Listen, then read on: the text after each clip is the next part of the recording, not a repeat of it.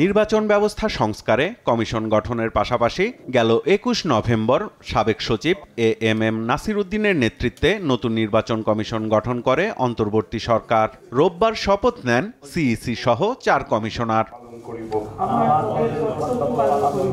সুষ্ঠু ও টেকসই নির্বাচন ব্যবস্থা গড়তে নানা পদক্ষেপ নিলেও ত্রয়োদশ জাতীয় সংসদ নির্বাচন ঠিক কবে হবে তা এখনো স্পষ্ট করেনি সরকার। দিনক্ষণ নির্দিষ্ট না হলেও জনগণের আস্থা অর্জনে মাঠ পর্যায়ে কাজ করে যাচ্ছে দেশের বৃহৎ রাজনৈতিক দল বিএনপি। ছাত্র জনতার অভ্যুত্থানে ফ্যাসিস্ট আওয়ামী লীগ ও তার দোসরদের বেশিরভাগ পালিয়ে গেলেও আসন্ন নির্বাচনকে সহজভাবে নিচ্ছে না দলটি। যারা ভাবছেন যে সামনে তো ফাঁকা, বিশ্বাস করুন, সামনে একটি অসম্ভব শক্তিশালী অদৃশ্য দেওয়াল আপনার জন্য অপেক্ষা করছে। বিগত তত্ত্বাবধায়ক সরকারের মতো একটি অবাধ ও সুষ্ঠু ভোটের ব্যবস্থা নিতে নতুন নির্বাচন কমিশনের খুব বেশি সময় লাগার কথা নয় বলে মনে করেন বিএনপির স্থায়ী কমিটির সদস্য আমির খসরু মাহমুদ চৌধুরী। আগে কেয়ারটেকার গভর্নমেন্টের সময় ৩ মাসের মধ্যে ভোটার তালিকাটা তারা খুব স্বল্প সময়ের মধ্যে রিভিউ করে তারা আপ টু ডেট করেছে এবং নির্বাচনী আইনগুলো তারা সঠিকভাবে নির্ধারণ করেছে এবং যেখানে যেখানে প্রয়োজন জনপ্রশাসনের মধ্যে সেখানে পরিবর্তনগুলো এটা ৩ মাসের মধ্যে একটা সুষ্ঠু নির্বাচন দিয়ে চলে গেছে। সে একই কাজটা তাদের এখন করতে হবে।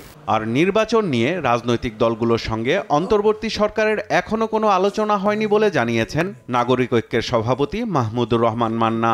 তার মতে নির্বাচনের তারিখ স্পষ্ট না করলেও সর্বোচ্চ ১ বছরের মধ্যে অবাধ সুষ্ঠু নির্বাচন করা সম্ভব। এই পর্যন্ত এই সরকার আমাদের সাথে আনুষ্ঠানিকভাবে নির্বাচন নিয়ে বসেনি। ইনফর্মাল তো অনেক কিছু হতে পারে, কোনো রকম অ্যাটিটিউড নেই তাদের মধ্যে। I am sorry to say that, কিন্তু এটা ঠিক যে তারা মেবি ডক্টর ইউনূস সহ এই পলিটিক্স ডিসকাস করতে কমফোর্টেবল না। সংস্কার বলতে যা বোঝায়, যেটা হওয়া উচিত, পুলিশ নির্বাচনের উপযোগী জনবান্ধব একটা পুলিশ বাহিনী, সেম ওয়ে জনপ্রশাসন এবং কার্যকর একটা নির্বাচন কমিশন, এগুলো করতে সব মিলিয়ে খুব বেশি হলে বছর খানেক লাগতে পারে, খুব বেশি হলে আমি বলছি। তার মানে আগামী বছরের মধ্যে নির্বাচনটা করা সম্ভব। দেশকে গণতান্ত্রিক ধারায় ফেরাতে আইন শৃঙ্খলা বাহিনী ও জনপ্রশাসনকে নিয়ন্ত্রণের ব্যর্থতা বিপদ ডেকে আনতে পারে বলেও শঙ্কা মাহমুদুর রহমান মান্নার। প্রশাসনের মধ্যেও তারা কোনো হাতই খেলতে পারছেন না, বরঞ্চ প্রশাসন তাদের নিয়ন্ত্রণের বাইরে আছে, সিভিল অ্যাডমিনিস্ট্রেশন এবং পুলিশ। তা থেকে আমি ওইটা মনে করছি না যে তারা একটা ইলি মোটিভ বা প্রিসেট মোটিভ দিয়ে তারা কাজ করছেন, কিন্তু তারা কাজগুলো করতে পারছেন না। এইটা একটা বিপদ ডেকে আনতে পারে।